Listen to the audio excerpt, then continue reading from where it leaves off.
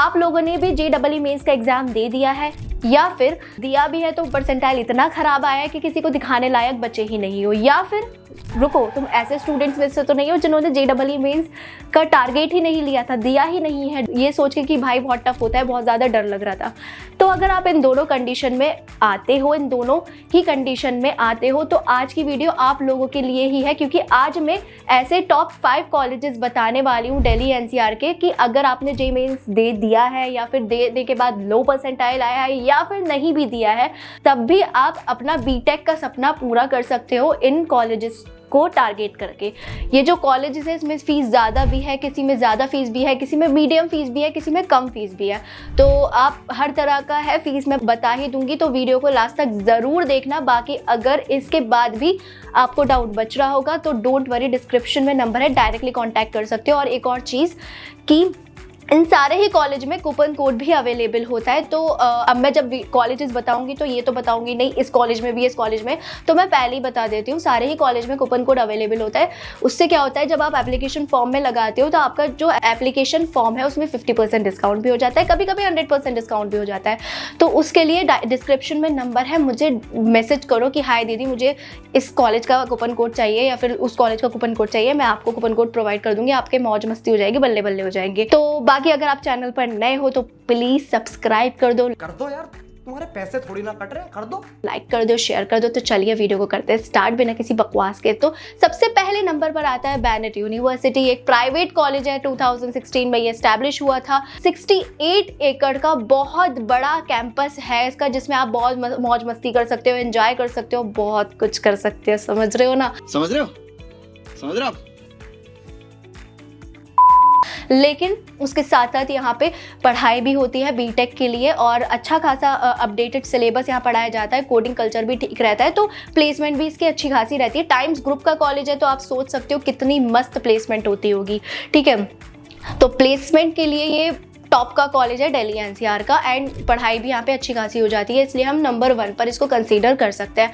बाकी अगर मैं इसकी फ़ीस की बात करूँ तो इसकी फ़ीस थोड़ी सी ज़्यादा है, 16,15,000 इसकी फ़ीस BTech की देखने के लिए मिली है। इसमें स्कॉलरशिप्स भी लगती है, बहुत सारी स्कॉलरशिप्स लगती है, लेकिन स्कॉलरशिप्स के बारे में ज़्यादा स्टूडेंट्स को पता नहीं होता है। तो उस कंडीशन में आप डिस्क्रिप्शन में नंबर है, कॉन्टैक्ट कर सकते हो कि दीदी मेरा इतना 12th में आया है, इतना मेरा JEE मेंस में आया है, तो कुछ स्कॉलरशिप मिल सकती है क्या, तो कुछ भला हो जाए मेरा करवा दो, तो मैं देख लूँगी, अगर कुछ हो पाएगा तो आपको बता दूंगी कितनी % आपकी स्कॉलरशिप लग सकती है, वो पता लग जाएगी। बाकी मेरे कुछ कॉन्टैक्ट में सीनियर्स हैं वहाँ पे, जो अगर उनका रेफरल लग पाया हो सके तो मैं वो भी करवा के देख लूँगी, तो उसकी टेंशन की बात नहीं है। उसके अलावा अगर यहाँ के मैं एडमिशन प्रोसेस की बात करूँ तो सबसे पहले फॉर्म फिल करना पड़ेगा, कूपन कोड के लिए मुझे मैसेज कर लेना। उसके बाद आप फॉर्म फिल करने के बाद अगर आपका 12th में बहुत अच्छा स्कोर आया होगा, well and good, directly admission हो जाएगा। JEE मेंस 12th इनमें से कोई सा भी एग्ज़ाम दिया होगा तो बहुत अच्छी बात है, यहाँ पे डायरेक्टली एडमिशन हो जाएगा। अगर आपने किसी का भी एग्ज़ाम नहीं दिया होगा तो यहाँ पे इनका खुद का एंट्रेंस एग्ज़ाम भी होता है,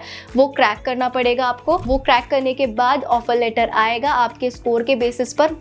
देन ऑफर लेटर आने के बाद आपका कुछ अमाउंट में फ़ीस पे करनी पड़ेगी, तो आपका एडमिशन हो जाएगा। जो कुछ अमाउंट में फ़ीस पे करोगे वो आपकी सेमेस्टर फ़ीस में से डिडक्ट हो जाती है, उसकी टेंशन की बात नहीं है। भाई इतना फ़ीस पे कर, आप सोच रहे हो कि भाई इतना फ़ीस पे करना है, दीदी टेंशन की बात नहीं है कि आपका सेमेस्टर फ़ीस में से डिडक्ट हो जाता है, ठीक है। और एक और चीज़ मैं इस यूनिवर्सिटी के बारे में बताना चाहती हूँ कि बहुत सारे ऐसे स्टूडेंट्स होते हैं जो बैनेट यूनिवर्सिटी में एडमिशन लेने का सोचते हैं। अब जब वो सोचते हैं ना तो बस ऐसे ही जाके फॉर्म फिल कर देते हैं, ये नहीं देखते कि उनकी क्या मिस्टेक्स हो गई हैं फॉर्म में, क्या उन्होंने स्कॉलरशिप में क्या ऐसा फिल कर दिया है, तो उस टाइम पे ना उनका ऑफर लेटर जनरेट ही नहीं हो पाता। अब जब ऑफर लेटर जनरेट नहीं हो पाता फिर वो परेशान हो जाते हैं, फिर वो जब ऑफर लेटर ही नहीं आएगा तो एडमिशन कैसे ले पाओगे। तो ये ऐसे मैंने देखा है, पिछले साल भी मेरे पास बहुत सारे ऐसे बच्चे आए थे, वो बाद में फॉर्म फिल करने के बाद आए और फिर मैं उसके बाद कुछ कर भी नहीं सकती थी। तो इसीलिए मैं आपको पहले ही अवेयर कर देना चाहती हूँ, आप उस गलती में मत पड़ना, अपना दिमाग ख़राब मत करना, डायरेक्टली मेरे पास आना, दीदी मैं बैनेट में एडमिशन लेने का सोच रहा हूँ या सोच रही हूँ, कुछ भी कर रहे हो, उस भी कंडीशन में आप डायरेक्टली मेरे पास आ सकते हो। मैं आपको अच्छे से गाइड कर दूंगी कि किस स्टेप पे आपको क्या फिल करना है कि आपका जल्दी से जल्दी ऑफर लेटर आ जाए। तो ये है बैनेट यूनिवर्सिटी 50 का एडमिशन प्रोसेस। बाकी अगर प्लेसमेंट्स की बात करूँ तो प्लेसमेंट्स भी इसमें अच्छी खासी हो जाती है। हाईएस्ट पैकेज इसका 1 करोड़ का गया है एंड एवरेज इसका 11 लाख के आसपास प्लेसमेंट रहा है। तो प्लेसमेंट के लिए बेनेट यूनिवर्सिटी नंबर 1 पे आती है दिल्ली एनसीआर में, तो आप बेनेट यूनिवर्सिटी को टारगेट कर सकते हो अगर थोड़ा बजट आपका ज्यादा है। बाकी सेकंड नंबर पर आता है IILM यूनिवर्सिटी गुरुग्राम, जो कि अगर मैं उसकी बात करूं तो देखो वहां पर तो मैं खुद ही पढ़ती हूँ, गुरुग्राम में नहीं, ग्रेटर नोएडा में पढ़ती हूँ। तो अगर इसके बारे में मेरे को काफ़ी नॉलेज है, तो अगर आप इसमें प्लान करने का भी सोच रहे हो गुरुग्राम में एडमिशन लेने का, तो भी उस कंडीशन में आप मेरे से कॉन्टैक्ट कर सकते हो। मैं आपको थोड़ा गाइड कर दूंगी कि आपके लिए थोड़ा हेल्प मिल जाए, लाइक स्कॉलरशिप में कुछ हेल्प हो जाए, अगर पॉसिबल हुआ तो वो भी गाइड कर दूंगी। बाद में मैं नहीं चाहती कि बेफालतू में आप इतना पे करो। अगर मेरे से जितना पॉसिबल होगा मैं चाहूँगी कि आपका डिडक्ट हो जाए फीस में। उसके अलावा इसके ओवरव्यू की बात करूँ, 7 एकड़ का कैंपस है, UGC AICT सब इनको रैंकिंग्स एंड एफिलिएशंस मिले हुए हैं, कोई दिक्कत वाली बात है नहीं। फीस की बात करूँ तो फीस इसकी रहती है बीटेक की 10.21 लाख इसकी बीटेक की फीस रहती है। और इसकी फीस जो मैं बता रही हूँ ये बीटेक CSE के लिए फीस है, थोड़ा ऊपर नीचे फीस में हो जाता है। स्कॉलरशिप्स भी यहाँ पे लगती हैं, बहुत सारी स्कॉलरशिप्स लगती हैं, जो कि स्टूडेंट्स जब फॉर्म फिल करने जाते हैं तो कुछ ऐसी बेसिक मिस्टेक्स कर देते हैं जिसमें आगे चल के स्कॉलरशिप में बहुत प्रॉब्लम होती है। क्योंकि जब आप बीटेक करने आ रहे हो या फिर कोई से भी ग्रेजुएशन कॉलेज में आ रहे हो ना, तो वहाँ पे आपको स्टार्टिंग पीरियड में जब आप एप्लीकेशन फॉर्म कर रहे होते हो उस टाइम पे ना आपको स्कॉलरशिप का भी खुद ही देखकर अपने आप से, ऐसे नहीं कि आप कोई सा भी टिक मार्क कर दो वो वाली स्कॉलरशिप मिल जाएगी, आपको देखना पड़ेगा। और वो उस टाइम पे स्टूडेंट्स को नहीं पता होता, क्योंकि बच्चे ही होते हैं, 12th करके आया होता है, इतना आइडिया होता नहीं है। मैंने भी कुछ ऐसी बेसिक्स मिस्टेक्स कर दी थी, तो मैं नहीं चाहती आप लोग भी कर दो, क्योंकि वो 4 साल तक आपको वही रिग्रेट रहेगा। क्योंकि आगे भी जब आपकी वही स्कॉलरशिप लगेगी, थोड़ी कम स्कॉलरशिप लगेगी, तो रिग्रेट होगा कि अगले इंसान की आपसे ज़्यादा स्कॉलरशिप मिल रही है सेम CGPA आने पर। तो ये वाली चीज़ें मैं नहीं चाहती आप लोग करो, इसलिए मैं चाहती हूँ कि अगर आप फॉर्म फिल करने जा रहे हो एक बार पूछ लो, मैं आपको अच्छे से गाइड कर दूंगी, तो आपको मौज मस्ती हो जाएगी, पूरे 4 साल मुझे दुआ दोगे। बात तो सही है।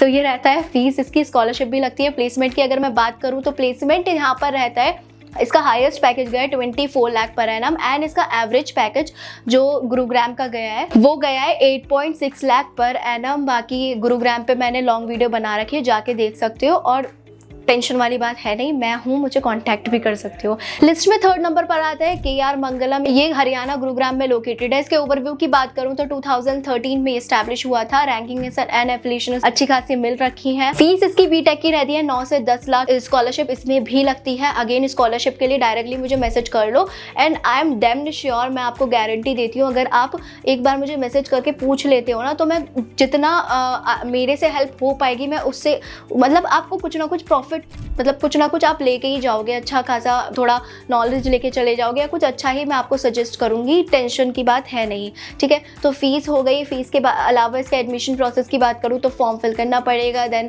उसके बाद आपको इसमें भी कूपन कोड अवेलेबल होता है, कभी कभी डायरेक्टली आओ, मुझसे कूपन कोड ले जाओ, आपका एप्लीकेशन फॉर्म में डिस्काउंट हो जाएगा। देन आपको JEE मेंस में अगर ठीक ठाक रहा होगा तो वेल एंड गुड, नहीं रहा होगा 12th के बेसिस पर हो जाएगा, नहीं भी रहा होगा तो इसमें आपका इनका खुद का एग्जाम्स भी होता है, उस एग्जाम को दोगे तो यहाँ पे आपके स्कोर के बेसिस पर भी हो जाता है, उस एग्जाम के स्कोर के बेसिस पर भी यहाँ पर एडमिशन हो जाता है।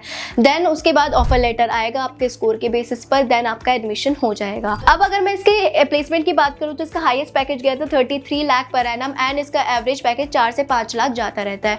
बाकी आगे बढ़ने से पहले मैं एक चीज़ और बता देना चाहती हूँ कि अगर इन कॉलेजेस में आपका एडमिशन लेने का सोच रहे हो या फिर एग्जाम लेने इनका, जो अगर आपने कोई सा भी एग्जाम नहीं दिया है, 12 JEE या फिर कोई सा भी एग्जाम नहीं दिया है आपने, तो आप इनका एग्जाम दोगे। आप इन सारे ही कॉलेजेस में एग्जाम्स में क्या पूछा जाएगा, कैसे होता है, थोड़ा गाइडेंस मिल जाती। उस कंडीशन में भी फंस रहे हो तो उसके लिए भी मेरे कांटेक्ट में बहुत सारे बच्चे हैं, मेरा बहुत बड़ा नेटवर्क है, बहुत सारे स्टूडेंट्स कांटेक्ट में, क्योंकि मैं बहुत सारे कॉलेजेस में जाती रहती हूँ, मैं हैकाथॉन में पार्टिसिपेट करती रहती हूँ, कोडिंग में ठीक ठाक चल रहा है तो मैं रहता है मेरा, तो मैं हर कॉलेज में जाती रहती हूँ, तो मेरा ऐसे नेटवर्क बन जाता जाता है। तो मैं हर किसी से कुछ ना कुछ गाइडेंस लेती रहती हूँ, तो मुझे नॉलेज भी रहती है। अगर आपको उनसे बात करना है स्टूडेंट से, या फिर उनसे पर्सनली बात करके प्लेसमेंट्स के बारे में भी पूछना है, तो उसके लिए भी आप पूछ सकते हो। माइंड में आ गया तो बता दिया। बाकी अगर नेक्स्ट कॉलेज की बात करूँ तो नेक्स्ट नंबर पर आता है हमारा NIET ग्रेटर नोएडा, जो कि ग्रेटर नोएडा में लोकेटेड है। इसके ओवरव्यू की बात करूँ तो 2001 में ये एस्टैब्लिश हुआ था। बाकी NIR रैंकिंग भी मिली हुई है, AICTE अप्रूव्ड है, UGC अप्रूव्ड है, सारी रैंकिंग ने एफिलिएशन मिली हुई है। अगर मैं इसकी फीस की बात करूँ तो फीस आपको 5 से 11 लाख तक देखने के लिए मिल जाती है। अब इतना बड़ा मेजर डिफरेंस इसलिए आया है क्योंकि बहुत सारी इसमें स्कॉलरशिप्स भी लगती हैं, अलग अलग डिपार्टमेंट की फ़ीस रहती है। मतलब CSE मैकेनिकल की कुछ फ़ीस होगी, इलेक्ट्रिकल की कुछ फ़ीस होगी, CSE की थोड़ी ज़्यादा होगी, तो इसलिए मेजर डिफरेंस इसलिए आया। एंड दूसरा मेजर डिफरेंस इसमें ये भी होता है कि किसी किसी की स्कॉलरशिप्स अच्छी भी लग जाती है। लाइक जिनकी बहुत अच्छी स्कॉलरशिप लग गई तो उनकी 5 लाख फ़ीस हो गई, उससे कम लगी तो उसकी 6 लाख हो गई। तो इसलिए उस स्कॉलरशिप को जानने के लिए कि आपकी कैसे लग सकती है वो स्कॉलरशिप, उसके लिए मुझे कांटेक्ट कर सकते हो, क्योंकि वीडियो बहुत लंबी हो गई है, इस वीडियो में बताना पॉसिबल है नहीं। Last but not the least, ILM university greater Noida. इसका एस्टैब्लिशमेंट ईयर की बात करूँ 1993 में एस्टैब्लिश हुआ था। रैंकिंग्स एंड एफिलिएशंस एंड एक्रेडिटेशंस सब इसको मिला हुआ है। फीस इसकी थोड़ी ज़्यादा हो गई है, 9 लाख हो गई है बीटेक की फ़ीस। स्कॉलरशिप इसमें भी लगती है, बट अगेन स्टूडेंट्स को नहीं पता होता है। जैसे कि मुझे भी, तो मैंने 12th कर लिया था तो मुझे स्कॉलरशिप के बारे में नहीं नॉलेज थी, बट अब जैसे मेरा 3rd ईयर आ गया है तो मेरे को भरपूर नॉलेज हो गई है स्कॉलरशिप की, और अब मैं बैठ के रिग्रेट करती हूँ कि ये मैंने क्या कर दिया। तो मैं नहीं चाहती आप लोग ऐसा करो। एडमिशन लेने का सोच रहे हो, एक बार आके मुझसे डिस्कस कर लो। हो सकता है मैं कुछ आपको गाइडेंस दे दूँ कि आप 3 साल मेरे को 4 साल दुआ दो, तो मैं आके एक बार पूछ लो, दीदी मेरा इतना 12th में आया था, कितनी % स्कॉलरशिप मेरी लग सकती है, या फिर मैंने JMAINS नहीं दिया तो कितना % स्कॉलरशिप मेरा लग सकता है। तो ये इसका फीस था। प्लेसमेंट इसकी सही होती है, हाईएस्ट 24 लाख गई थी, एंड एवरेज इसका 6 से 7 लाख एवरेज प्लेसमेंट जाती रहती है। तो यही थे टॉप 5 इंजीनियरिंग कॉलेजेस। अगर आपने 12th नहीं दिया या JMAINS में अच्छा स्कोर नहीं आया, फिर JEE में लो परसेंटाइल भी आई है, तो आप इन कॉलेजेस को टारगेट कर सकते हो। इन सभी कॉलेज के बारे में मेरे को भरपूर नॉलेज है, तो अगर एडमिशन लेने का प्लान भी कर रहे हो तो एक बार आके डिस्कस कर सकते हो, क्योंकि मैं सारी चीज़ें ऑन कैमरा नहीं बोल सकती हूँ, कुछ ऑफ कैमरा ही बोलना ठीक रहता है, वरना मेरा फील्डिंग सेट हो सकती है। अच्छा, तो मिलते हैं नेक्स्ट वीडियो में, अभी के लिए बाय बाय।